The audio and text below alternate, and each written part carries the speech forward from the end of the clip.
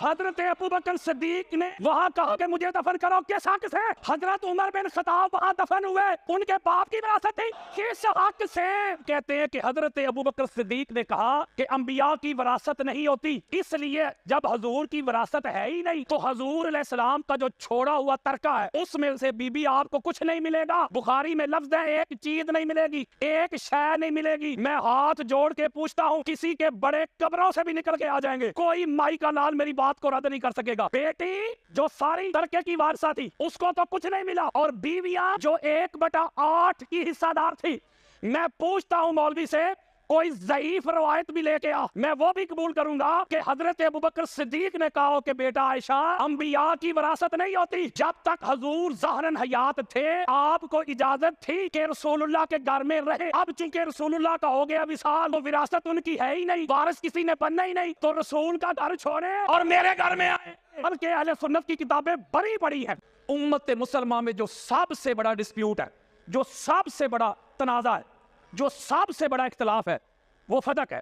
تو اب جو اہل سنت علماء وہ کہتے ہیں معاذ اللہ کہ جو فدق میں حضرت ابوبکر صدیق کا فیصلہ وہ حق ہے، وہ سچ ہے۔ اچھا میں ان ملا حضرات سے پوچھتا ہوں جو کہتے ہیں کہ فدق کے پوائنٹ آف ویو سے حضرت ابوبکر صدیق کا فیصلہ حق ہے، تو جو یہ کہتے ہیں وہ پاک سیدہ کی گستاخی اور بے ادبی تو نہیں نہ کرتے؟ اگر ان سے پوچھے تو وہ کہتے ہیں کوئی گستاخی نہیں۔ جو کہتے ہیں کہ حضرت ابوبکر صدیق کا جو فیصلہ تھا وہ درست تھا، حق تھا، سچ تھا، ساتھ کہتے ہیں کہ پاک سیدہ کی کوئی گستاخی نہیں۔ اگر یاسین قادری کہے کہ فدق کا معاملے میں پاک سیدہ حق پر تھی تو کہتے ہیں ابوبکر کی گستاخی ہو گئی۔ مولوی صاحب کہتے ہیں کہ ابوبکر صدیق کا فیصلہ حق ہے، انہوں نے حدیث پڑھی لا نورث ما ترکنا صدقۃ، انہوں نے حدیث پڑھی، ٹھیک کہا انہوں نے، کہتے کوئی پاک سیدہ کی بے ادبی نہیں۔ میں کہوں کہ پاک سیدہ حق پر تھی تو کہتے تو نے گستاخی کر دی۔ یارو یہ درنگی تو نہیں ہونی چاہیے، پرکھنے کا معیار تو ایک ہونا چاہیے نا۔ اس کا مطلب ہے کہ صحابہ کے لیے تیرا پیمانہ اور ہے، اہل بیت کے لیے تیرا پیمانہ اور ہے۔ ہماری بخاری میں اور مسلم میں مسند احمد بن حنبل نے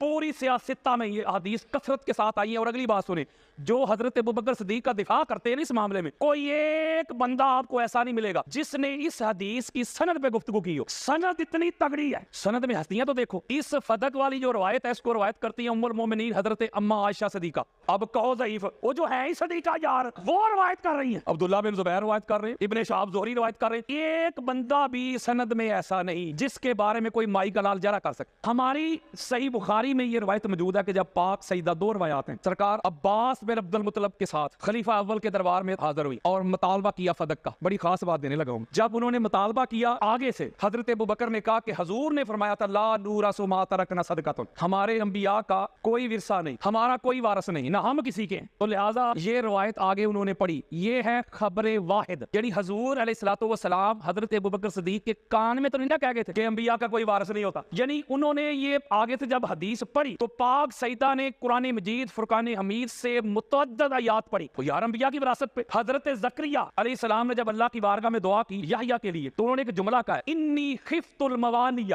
مجھے اپنے رشتہ داروں سے خوف ہے، انی خفت الموالیہ، مجھے اپنے رشتہ داروں سے کیا ہے؟ خوف ہے، خطرہ ہے کہ میرے بعد یہ میرے جو مال ہے جو جائیداد ہے اس کو یہ ہڑپ کر لیں گے۔ صحب لی من لدنک ولیہ، تو اس لیے مجھے اپنی بارگاہ سے ولی عطا کر۔ درمیان میں ایک اور جملہ ہے وکانت امراتی عاقرا، میری جو زوجہ ہے وہ ذرا ضعیفہ ہو چکی ہے لیکن اس کے باوجود بھی مجھے اپنے رشتہ داروں سے ڈر ہے، خوف ہے، خطرہ ہے، تو مجھے ولی دے۔ کس لیے ولی دے اے اللہ کے نبی؟ کس لیے؟ یارثنی و یارث من آل یعقوب، اس لیے دے مولا تاکہ وہ میرا بھی وارث بنے اور آل یعقوب کا بھی وارث بنے۔ آپ امام قسطلانی کو پڑھ کے دیکھ لیں، امام ذہبی کو پڑھ کے دیکھ لیں اور ابن حجر مکی کو پڑھ کے دیکھ لیں، یعنی کٹر سے کٹر بندہ امام ذہبی ناسبیت کا بہت بڑی شخصیت، ہر ایک نے لکھا ہے کہ جو روایت قرآن سے ٹکرائے اس روایت کو قبول نہیں کیا جائے گا۔ امام اعظم ابو حنیفہ کا فتویٰ ہے، امام شافعی کا یہ فتویٰ ہے، امام احمد بن حنبل کا یہی فتویٰ ہے، امام مالک کا یہی فتویٰ ہے۔ اب میں سیدھی سی بات آپ سے پوچھتا ہوں، حضرت ابوبکر صدیق نے جو خبر واحد پڑھی تھی کہ حضور نے فرمایا کہ انبیاء کا وارث کوئی نہیں ہوتا، نہ یہ ہم بنتے ہیں نہ کوئی ہمارا بنتا ہے، یہ ہے خبر واحد، یہ قرآن سے ٹکراتی ہے کہ نہیں؟ اگر قرآن سے ٹکراتی ہے اور خبر واحد بھی ہے تو پھر مجھے بتائیں قرآن کو پکڑنا چاہیے کہ خبر واحد کو؟ قرآن کو۔ اور ہمارے اہل سنت کے سارے ائمہ کا یہی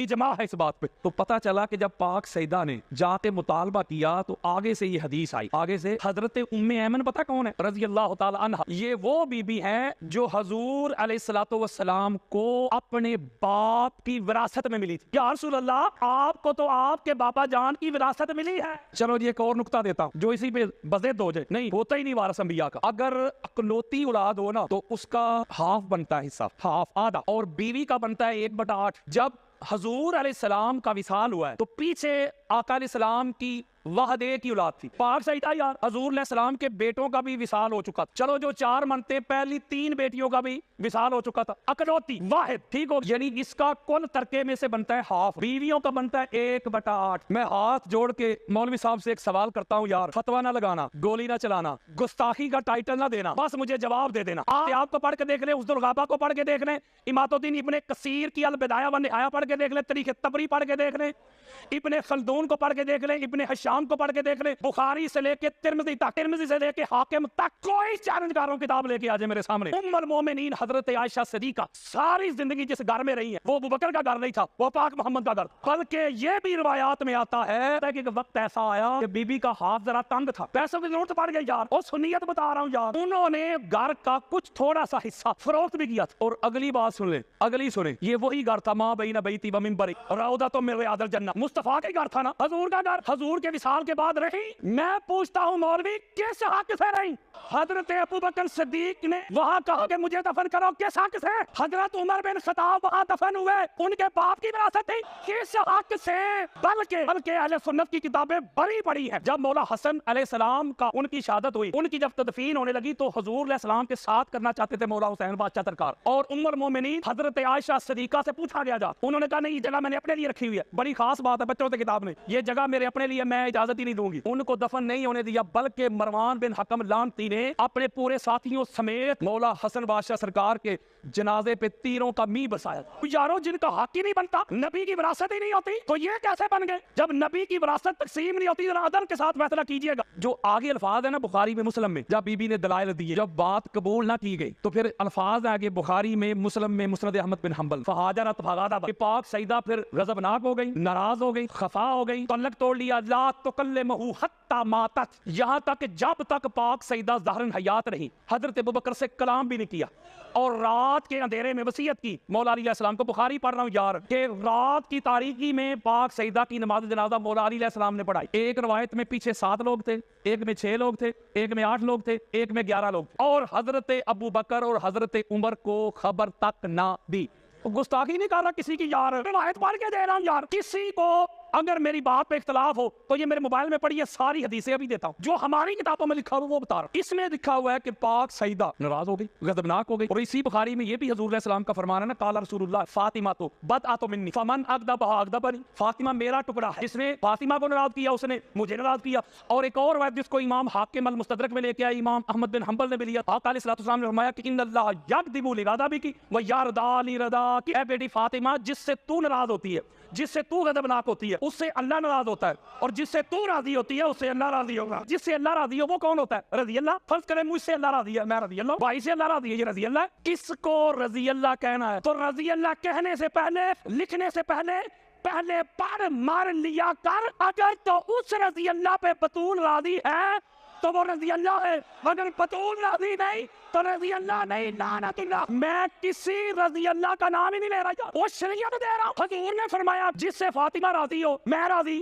جس سے فاطمہ ناراض میں ناراض. اور آگے کہا کہ کچھ لوگ ایسے بھی ہوں گے جو توحید کی بات کریں گے. وہ اللہ کافی والوں کو حضور نے کہا پھر سنو, اللہ بھی اس سے راضی ہے جس سے بطول راضی ہے. یہ چونکہ روایات ہماری کتابوں میں ہے نا, اہل سنت میں کہا جاتا ہے کہ قرآن کے بعد بخاری ہے, بڑے سے بڑا کٹر ناس بھی نا اس پر ذرا ہی نہیں کرتا. اب انہوں نے سوچا ہے حالانکہ کریے, ہماری کتابوں میں لکھا ہے کہ پاک سیدہ کی ناراضگی تو اللہ کی ہو جاتی, بندہ تے گیا, نمازیں روزے بھی گئے. اب انہوں نے کیا پتا کہ کیا کہا. میں ایک مولوی صاحب کی تقریر سن رہا تھا, نام نہیں لے رہا, وہ کہہ رہے تھے بھائی شیعہ لوگ, حالانکہ کہیں بخاری رہ کہتا ہے شیعہ لوگ, اس کا مطلب بخاری میں پھر شیعہ ہی ہوا. وہ کہتے ہیں شیعہ لوگ کہتے ہیں کہ فتح کے معاملہ میں حضرت ابوبکر صدیق نے پاک سیدہ کو ناراض کر دیا, تو حضور نے فرمایا تھا جس نے پاک سیدہ کو ناراض کیا اس نے محمد کو کر دیا. اگر یہی بات مان لی جائے تو پاک سیدہ کو تو مولا علی نے بھی ناراض کیا. اب وہ دلیل کیا دے رہا ہے, وہ ذرا توجہ کے ساتھ سنیے گا. روایت یہ پیش کر رہا ہے کہ جب ابو جہل نے ابن حشام نے مولا علی علیہ السلام کی بارگاہ میں ایک خواہش کا اظہار کیا کہ میں اپنی بیٹی کی شادی آپ سے کروانا چاہتا ہوں، ذرا توجہ میری طرف رکھنی ہے آپ نے. وہ کہتے ہیں کہ جب مولا علی، مولوی صاحب کہتے ہیں مولا علی دوسری شادی کرنا چاہتے تھے پاک سیدہ کی ظاہراً موجودگی میں، تو پاک سیدہ خفا ہو گئی، ناراض ہو گئی مولا علی علیہ السلام پہ، اپنے بابا جان کے گھر چلی گئی اور حضور علیہ السلام نے بڑا ایک جلالی خطبہ دی کہ رسول اللہ کی بیٹی اور دشمن رسول کی بیٹی ایک جگہ پہ اکٹھی جمع نہیں ہو سکتی. لہذا وہ کہتے ہیں کہ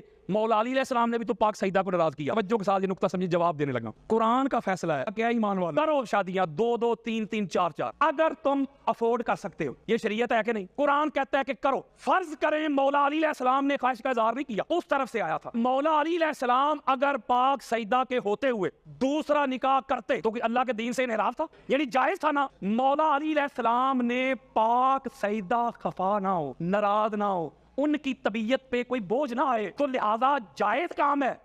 اللہ اور اللہ کے رسول نے مجھے اجازت دی ہوئی ہے، جائز ہے. لیکن پاک سیدہ ناراض نہ ہو، جائز کام بھی چھوڑا کہ نہیں؟ شریعت ہے، اللہ اللہ کے رسول نے اجازت دی ہے، شریعت مصطفیٰ ہے. لیکن پاک سیدہ ناراض نہ ہو کہ ان کی طبیعت پہ بوجھ نہ آئے. حضور علیہ السلام نے جو جملہ کہا، جو جملہ انہوں نے گھڑا ہوا ہے کہ حضور نے فرمایا تھا کہ محمد مصطفیٰ کی بیٹی اور دشمن رسول کی بیٹی ایک گھر میں جمع نہیں ہو سکتی. میں ایک سوال پوچھتا ہوں اسی ملا سے، بتا ابو سفیان کی بیٹی محمد کے ساتھ گھر میں رہی ہے کہ نہیں؟ اور جب وہ حضور کے گھر آئی ہیں اس وقت انہوں نے کلمہ نہیں پڑھا، انہوں نے کلمہ پڑھا ہے آ کے فتح مکہ پہ، وہ بھی طلقاء ہیں، وہ صحابی نہیں، یعنی جو ڈیزرو کرتا ہو سزا. لیکن حضور چونکہ رحمت للعالمین ہے، وہ اپنی رحمت کی وجہ سے کر دے معاف، آزاد. طلقاء طلیق کی جمع آزاد کیے ہوئے لوگ. اہل سنت کی کتابیں بری پڑھی ہیں کہ جب فتح مکہ ہوا حضور علیہ السلام کعبہ میں بتوں کو پاک کر رہے تھے، نکال رہے تھے بتوں کو، تو دل میں ابو سفیان سوچ رہا تھا کاش میرے پاس اور لشکر ہوتا، میں دوبارہ محمد سے لڑائی کرتا. دل میں سوچ رہا تھا. حضور قریب پہنچے، اہل سنت کی 200 کتابیں بھی دکھاتا ہوں، حضور نے ایسے اس کے سینے پہ ہاتھ مار کر اللہ پھر تجھے ذلیل کرتا. جملہ کہتا ہوں کہ رسول اللہ کے گھر میں دشمن رسول کی بیٹی آئی ہے کہ نہیں؟ تو لہذا یہ بات نہیں مولوی صاحب کے منہ پہ آئی. میں ایک جملہ کہتا ہوں، پاک سیدہ مولا علی سے ناراض تب ہوتی جب مولا علی علیہ السلام دوسری شادی کر لیتے. مولا علی علیہ السلام نے پاک سیدہ کی ناراضگی کو ملحوظ خاطر رکھتے ہوئے جائز کام بھی چھوڑ دیا. چلو مولوی جی ہم تیری مان لیتے ہیں بالفرض، حالانکہ قرآن کے خلاف ہے، چلو وقتی طور پہ میں تیری بات مان لیتا ہوں کہ بی بی کا حق نہیں بنتا تھا، یہ کام شریعت کے خلاف تھا، حضرت ابوبکر اگر کرتے تو حق نہیں بنتا تھا. حضرت علی وہ ہیں جو پاک سیدہ کی ناراضگی کی خاطر جائز کام بھی ترک کر دے.